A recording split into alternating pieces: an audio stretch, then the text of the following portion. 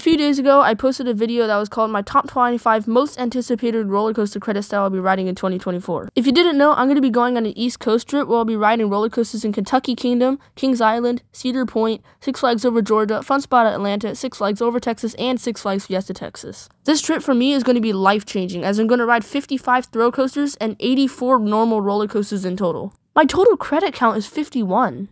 Anyways, in this video, I'm going to see how my most anticipated 2024 roller coasters are going to stack up to the roller coasters that I have already ridden today. Let's just dive into it. Mr. Freeze Reverse Blast takes my number 25 spot. I don't know what to really say about this ride. It'll probably just be a better boomerang at Six Flags Discovery Kingdom. Next up is New Texas Giant, the first RMC on this list. It looks like a pretty long ride, but it looks like it lacks the speed to get to the whole layout, and the airtime strength doesn't look that strong. Up next is a ride that I've already ridden. It's Railblazers at California's Great America. Right now, Railblazers is at my number 7 or 8 spot, and seeing it this low this summer will be insane. Next up is Twisted Cyclone. This is basically one side of Twisted Colossus. Taking the number 21 spot are the S&S Free Spins that I'll be riding this year, and Batman at Six Flags Discovery Kingdom, which I've already ridden. These rides are pretty fun, but I'm probably going to know what to expect when I ride one on the East Coast. And right after that is another roller coaster that I've already ridden. It's Wonder Woman Fight of Courage at Six Flags Magic Mountain. I'm curious to see how well this stacks up against other RMCs like New Texas Giant and Twisted Cyclone. Next up is Full Throttle, then Gold Striker, then Joker in the front row. I've already ridden all 3 of these rides, so I don't need to explain them.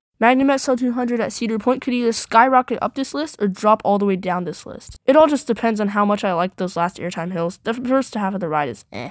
Next up is Top Throw 2. This is basically just a bigger Mr. Freeze without an inverted top hat. And it's also a combination of Superman Krypton Coaster at Six Flags Magic Mountain and the top hat of Top Thrill Dragster. The launches are probably going to be super weak, but I bet it's going to be a lot of fun. This is probably the most normal ride on the list. It's just a sit-down coaster with good airtime. That's probably it, actually. I know I said that Millennium Force would be kind of overrated in my most anticipated 2024 roller coasters video. I still think this ride is going to be really good because of that speed, but I probably won't rank it as high as many other people will.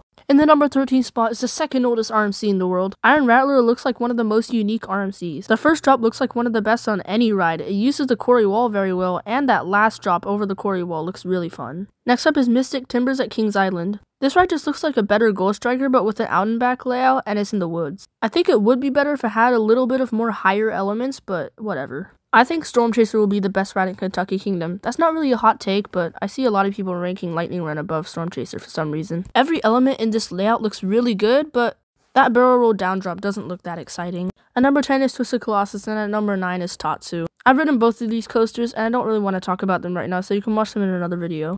Tatsu's really good, but I think a B&M Hyper is going to be better than Tatsu. I'm really excited to ride my first ever B&M Hyper, and it looks like it gives a lot of floater airtime. This will be my first ever Giga Coaster. It's Orion at Kings Island. I know a lot of people say it's not the best one, but I do think this ride has a lot of potential. I'm super excited for these super tall elements. I'm either overhyping or underhyping Maverick at Cedar Point. A lot of people say it's a good coaster, but it's not a great coaster, but the element looks otherwise. But those people have ridden the coaster and I haven't, so I can't judge it. Those snaps are what I'm most looking forward to the most. This looks like a smaller but more punchier Diamondback.